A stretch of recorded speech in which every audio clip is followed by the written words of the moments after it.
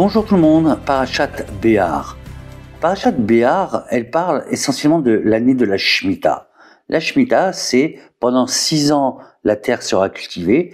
La 7e année, elle sera mise en jachère. Mais de quoi vivront les agriculteurs la 7e et la 8e année? Dans la Parasha, au chapitre 25 et au verset 21, est écrit « Je vous octroierai ma bénédiction la 6e année ». Mais qu'est-ce que la bénédiction, mes chers amis? Rabbi Israël Meir Kagan, plus connu sous le nom du Chafetz Chaim, d'après lui, Akadosh Baruch Hu dirige le monde de 3 manières. La première manière, Akadosh Baruch Hu utilise les lois de la nature, c'est-à-dire tout se passe comme ça doit se passer. On naît, on boit, on mange, on se marie, on a des enfants, et après 120 ans, on quitte ce monde. La seconde façon, Akadosh Baruch Hu utilise les lois miraculeuses, les lois extranaturelles, comme il les a utilisées pour ouvrir la mer Rouge, pour envoyer la manne, pour faire les 10 plaies.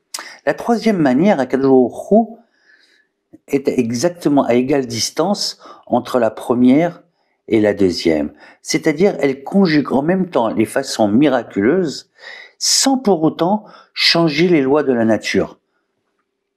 On appelle ça la bénédiction.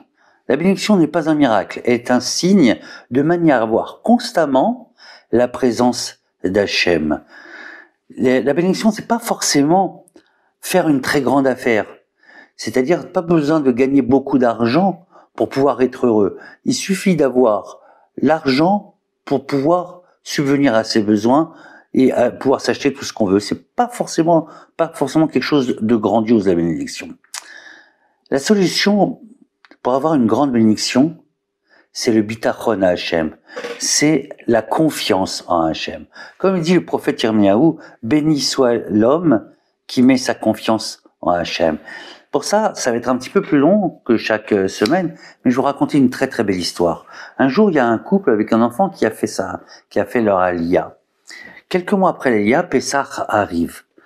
Et ce couple-là ne mangeait que des matzot shmurot faites à la main. À cette époque-là, il n'y a pas si longtemps que ça, le kilo de matzah coûtait 150 shekels le kilo. Mais depuis leur aliyah, ils étaient venus sans argent, ils n'avaient pas encore trouvé de travail. Et ces 150 shekels-là, ils ne les avaient pas. Le rav de la ville les appelle et leur dit « Est-ce que vous voulez commander des matzot shmurot ?»